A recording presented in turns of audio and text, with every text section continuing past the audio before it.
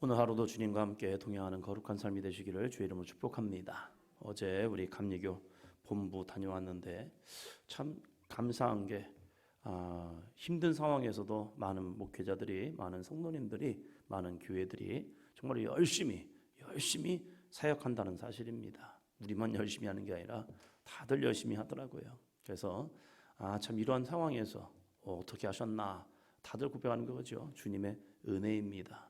주님의 은혜이죠. 오늘 우리에게도 주님의 은혜는 함께 할 줄로 믿습니다. 나만 힘든 게 아니라 믿음의 길 자체가 힘든 길입니다. 이 힘든 길 속에서 우리는 주님을 붙들면 그 힘든 길도 주님과 함께 기쁨과 은혜의 삶이 될 줄로 믿습니다. 주님을 놓쳐버리면 힘들어 죽겠네 라고 말하지만 주님을 붙들면 힘들어도 감사하며 기뻐하며 가는 길이 이 거룩한 믿음의 길인 줄로 믿습니다. 26장입니다. 26장 6절 7절입니다. 예수께서 베다니 나병 환자 시몬의 집에 계실 때에 한 여자가 매우 귀한 향유 한 옥합을 가지고 나와서 식사하시는 예수의 머리에 부으니. 아멘. 사건이 일어납니다. 이 사건을 가지고 나는 하나님의 관점으로 볼 것이냐 사람의 관점으로 볼 것이냐 우리는 나도 모르게 선택이 됩니다. 내 안에 중심이 어디에 있느냐. 사건이 일어나면 그 사건 속에서 하나님 관점에 있는 사람들은요, 내 생각이 아니라 하나님은 왜 이것을 일어나게 하셨을까? 왜 이런 일이 발생했을까를 봅니다. 그러나 하나님의 관점을 잃어버린 사람은요, 내 인간의 생각이 먼저 앞섭니다. 그래서 사람의 계산이 먼저 앞서게 되는 거죠. 한 여자가 매우 귀한 향유 한 옥합을 가지고 나와서 식사는 예수의 머리에 붓습니다. 그것이 바로 베다니 나병 환자 시몬의 집에 계실 때였습니다. 이들은 나병 환자 시몬이 고침을 받았습니다. 그래서 기쁨 가운데 잔치를 배설한 거죠. 여러분, 내가 정말로 저주 같은 이 병에서 고침을 받았다. 얼마나 기쁘겠습니까? 이 기쁨의 모습 속에서 예수님을 초대하였고 예수님과 함께 잔치를 배설하고 있습니다. 좋은 분위기입니다. 지금 좋은 분위기입니다.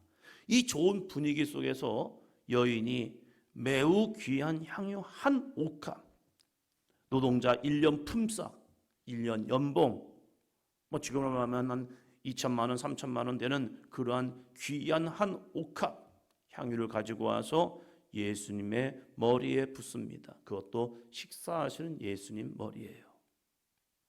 이것을 좋아해야 합니까? 아니면 이게 뭐야? 라고 해야 합니까? 이 여인은 왜 예수님의 머리에, 식사하는 예수님 머리에 향유를 부었을까? 왜? 이 생각을 다들 합니다. 사건이 일어나면 자신들의 생각 속에서 이 사건이 왜 일어났지? 라는 생각을 합니다. 그때 예수님의 제자들의 반응입니다. 다른 사람의 반응이 아닙니다. 주변 사람들의 반응이 아닙니다. 예수님의 제자들의 반응입니다. 8절이요. 제자들이 보고 분개하여 이르되 무슨 의도로 이것을 허비하느냐. 9절이요. 이것을 비싼 값에 팔아 가난한 자들에게 줄 수 있었겠도다 하거늘. 아멘. 다른 사람이 아니라 제자들이라는 거예요. 제자들, 자신이 모시는 선생님에게 향유를 부은 겁니다. 메시아 되신 예수님께 귀한 향유 한 옥합을 부은 겁니다. 이 여인이 이것을 왜 했을까? 내 관점으로 생각하는 것이 아니라 믿음의 관점으로 생각해 봐야죠. 그런데 제자들이 먼저 뭐예요? 분개한 겁니다. 교회에서 어떠한 일, 저러한 일이 벌어지면요, 교회 안에 있는 사람들이 먼저 분개하는 일을 보게 됩니다. 특별히 또 사랑의 교회가 그렇게 큰 3천억이라는 돈을 가지고 교회를 졌다라고 하니까 세상 사람들이 얘기하지 않습니다. 왜요? 그들도 하거든요. 그들도 큰 건물 짓기 위해서 그만한 돈 투자하거든요. 그런데 그 많은 사람들이 모이는 이 교회가 3천억이라는 돈을 가지고 성전을 짓는 겁니다. 필요하니까 지겠죠. 그 많은 시간 동안 서초동 성전에서 그들이 예배할 때 많은 불편함을 느꼈고, 때로는 예배당에 들어갈 수 없어서 마당에서 모니터를 켜놓고 예배하는 그 모습을 보는 담임 목사 입장에서는 무슨 마음이 있겠습니까? 성전을 지으면 좋겠다. 성전을 지을 수 있는 기회가 되면 좋겠다. 왜요?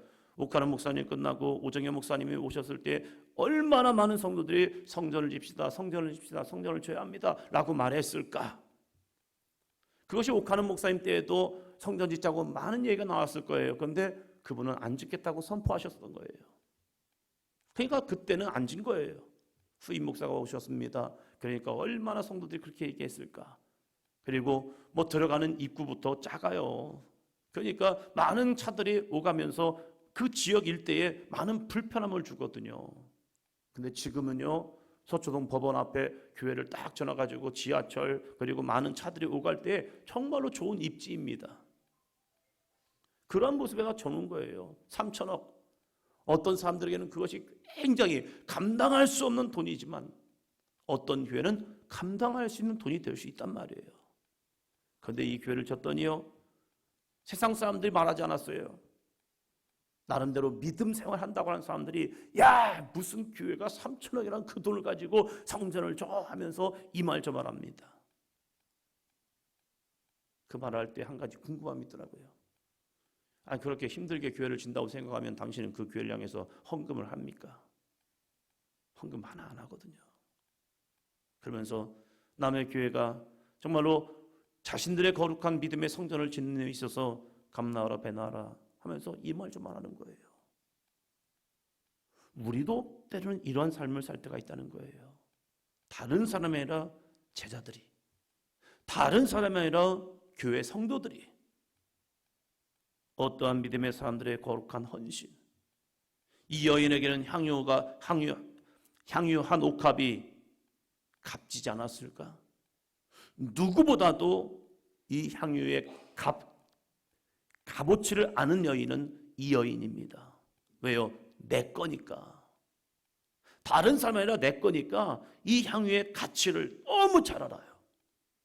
이것을 팔아서 내가 어떠한 일을 할 수도 있고, 그리고 내가 도와줄 수도 있고, 나 자신을 위해서 쓸 수도 있고, 내 가정을 위해서 쓸 수 있는 이 향유 한 옥합, 이것을 예수의 머리에 붓는다. 이때 수많은 고민을 했을 겁니다. 하는 게 맞을까? 하지 않는 게 좋을까?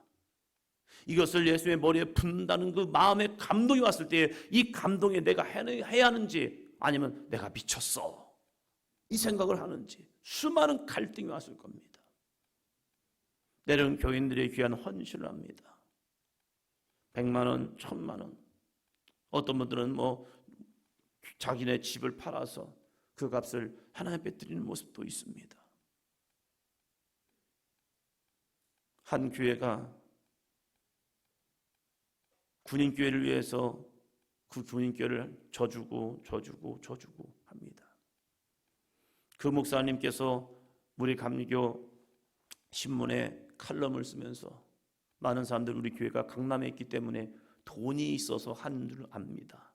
그러나 그렇지 않습니다. 이 교회, 우리가 군인교회를 져주기 위해서 2억 5천에서 한 3억 정도의 돈이 드는데 이 돈을 교회가 하는 것이 아니라 새벽 기도에 설교를 하면서 교인들에게 부탁을 합니다. 어느 부대에 교회가 필요한데 교회가 너무 낡고 너무 초라합니다. 그래서 이 부대에 교회를 져주기 원합니다. 이 설교를 하면 성도들은 부담을 느낍니다. 또 누군가 해야겠네. 근데 그 말씀을 듣고 누군가 감동을 받아서 자신의 퇴직금을 하나님께 드립니다. 강남 사람들이라고 돈 있는 줄 아십니까? 그들도 월급쟁이입니다. 똑같은 월급을 받고 생활하다가 그 월급을 받고 이제 퇴직한 이후에 이 퇴직금을 가지고 그는 노후를 준비함에도 불구하고 설교를 듣고 내가 해야겠네, 이 마음을 가지고 그 퇴직금을 다 드립니다. 노후는 어떻게 됩니까? 주님이 하시는 거죠. 그렇게 헌신해서 우리 교회가 이러한 교회들을 져 주었습니다. 이런 얘기 하시는 거예요. 그때 제가 딱 했던 게 그겁니다. 맞아, 그들도 월급쟁이지. 뭐 강남이라는 곳에 산다고 해서 그들이 다 부자가 아니잖아요. 다 건물주가 아니잖아요. 새방을 살기도 하고 뭐 자신이 평생 해가지고 그 아파트 하나 사가지고 거기서 생활하면서 이제 노후를 준비하는 그들의 모습 속에서 자신이 평생 수고하고 애쓴 거에 대한 퇴직금을 하나님께 드려버리는 거예요. 누군가는 그 생각이죠. 미쳤어. 아니, 노후를 어떻게 하려고 그래. 그럼에도 불구하고 그들은 사람의 관점에라 하나님이 주신 거룩한 감동에 즉시 순종하여 제가 하겠습니다. 내놓는 거예요. 믿음이 없는 사람에게는 분개하는 모습이 될 수 있습니다. 무슨 의도로 이것을 허비하느냐. 그런데 주님은 허비가 아니라는 거예요. 주님은 이렇게 말씀하십니다. 10절이요. 예수께서 아시고 그들에게 이르시되 너희가 어찌하여 이 여자를 괴롭게 하느냐. 그가 내게 좋은 일을 하였느니라. 11절이요. 가난한 자들은 항상 너희와 함께 있거니와 나는 항상 함께 있지 아니하니라. 아멘. 너희가 어찌하여 이 여자를 괴롭게 하느냐. 그가 내게 좋은 일을 하였느니라. 주님께 좋은 일을 하였음에도 불구하고 믿음이 없으면요 인간적인 관점밖에 보이지 않아요. 그래서 분개하기도 하고요 그를 꾸짖기도 합니다. 나는 어떠합니까? 믿음 안에 있다고 하지만 신앙생활하고 있다 하지만 내 영적인 눈이 열리지 아니하면요 모든 게 다 인간적인 생각으로 보이는 거예요. 그래서 야 이게 문제야 저게 문제야 아니 그게 중요하지 않은 게 아니라 정말로 이것을 왜 했을까? 왜 이것을 하게 되었을까? 쉬운 일 아니죠. 어떻게 이 일이 쉬운 일입니까? 1년 연봉입니다. 다 귀한 거예요. 그런데 이 여인은 이것을 기꺼이 성령의 감동에 순종하여 예수님의 머리에 붓는 거예요. 그것을 오직 예수님만 아셨어요. 주님만이 아셨어요. 주님이 아시면 된 거예요. 이 여인은 억울했을 거예요. 나도 몰라요. 나도 왜 이 일을 했는지는 몰라요. 그런데 감동이 왔거든요. 이 감동에 그저 순종했을 뿐이에요. 여러분이 믿음의 감동으로 믿음의 순종을 할 때 때로는 주변에서 여러분에게 이런 공격이 올 때도 있을 겁니다. 왜 그랬어? 혼자 잘난 척하려고? 아니 누가 이 잘난 척하려고 이거 해요? 아니에요. 그도 힘든 결정을 한 거예요. 그럴 때 예수님께서 아니야.